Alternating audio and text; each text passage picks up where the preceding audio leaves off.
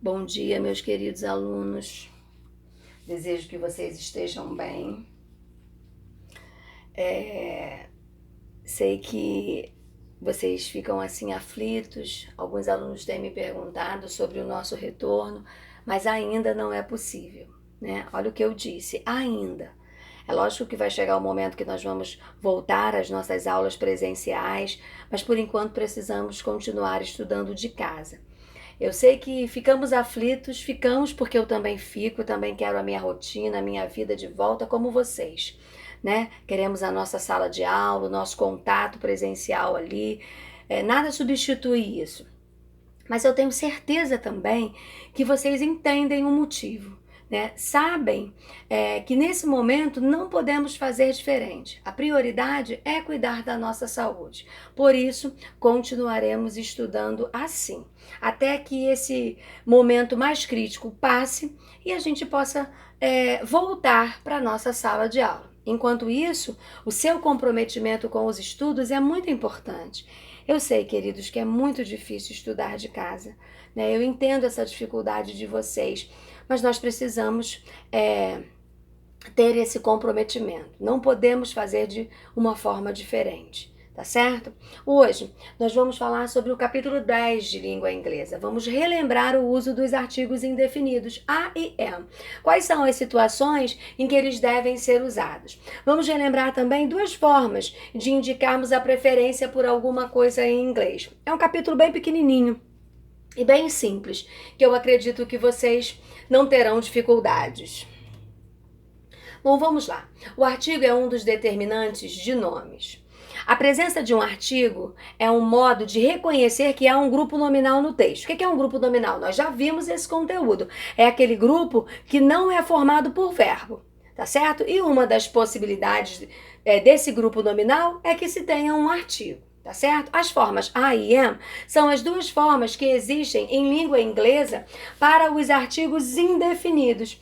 Esses artigos indefinidos, eles podem acompanhar nomes de profissões, eles podem vir antes de nacionalidades e religiões, antes de instrumentos musicais, com nomes dos dias da semana, para se referir a um exemplar de algo. Enfim, eu posso usar em várias situações. Todas essas situações aparecerão listadas lá na sua apostila, na página 618, tá certo?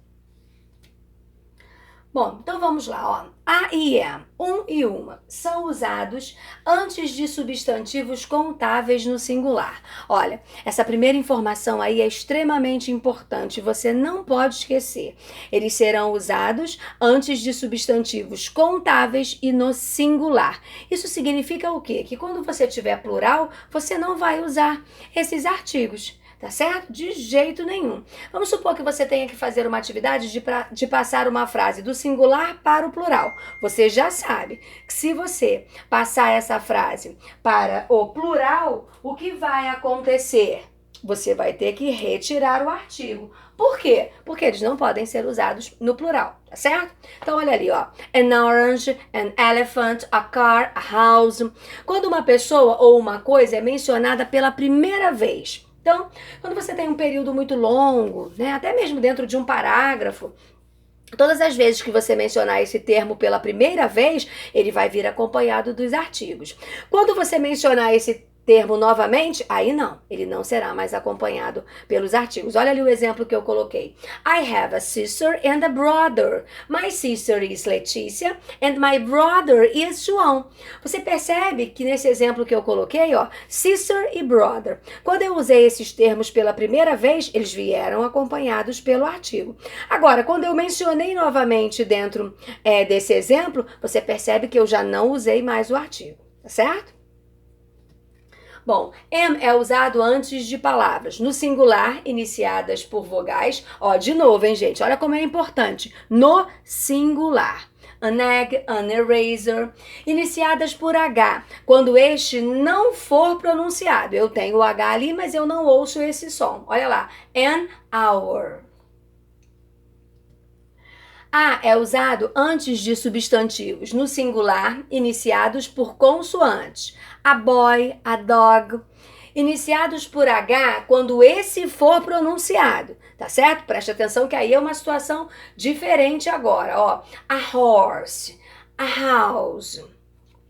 Iniciados por vogais que têm som de consoante. Olha o que acontece aqui. A palavra é university, you. Sempre que você tiver esse som de you, tá certo? Como é o caso que acontece ali, a letra é U, mas olha o som, you. Quando você tiver essa situação, você vai usar a university, you, tá certo?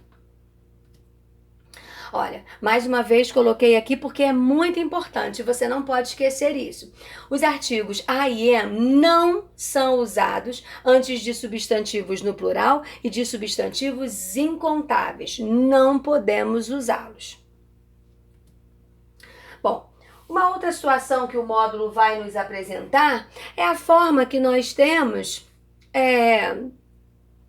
de indicar preferência em inglês. Né? Como eu posso em inglês dizer que eu prefiro alguma coisa, tá certo? Então, ele vai nos mostrar aí duas possibilidades, bem simples. Eu coloquei alguns exemplos ali, mas você vai encontrar outros exemplos dentro da sua apostila, certo? Vamos lá. Bom, prefer, generally. I prefer living in a city. Ok? Aí, uma possibilidade que eu tenho, o vocábulo que ele apresenta ali para que eu possa usar para indicar o que eu prefiro é prefer. Então, essa é uma das possibilidades que eu tenho e quando eu usar ali, eu vou indicar a minha preferência por alguma coisa. Só que eu tenho uma outra situação, eu tenho uma outra possibilidade ali. Moderator, this time. Então, você vai perceber que a frase é praticamente a mesma, só que eu usei situações diferentes, prefer e would rather. Então, são as possibilidades que eu tenho. I would rather live in a city, ok? Então, você tem aí essas duas situações em que você pode indicar preferência em inglês, certo? Bom, o nosso capítulo, ele não é extenso, ele é pequeno.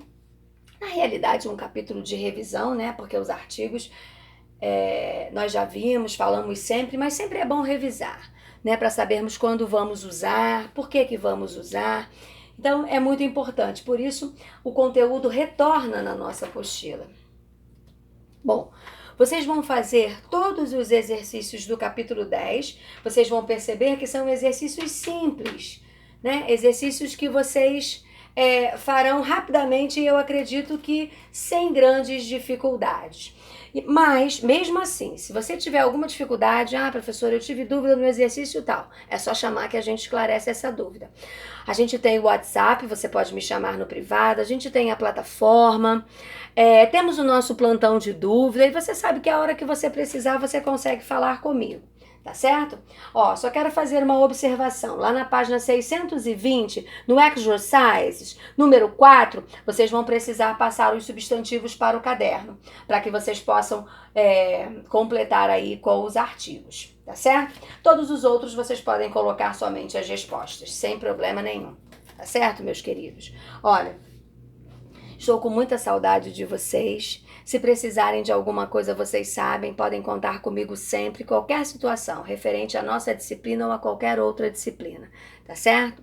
Um grande beijo para vocês, tenham uma excelente semana.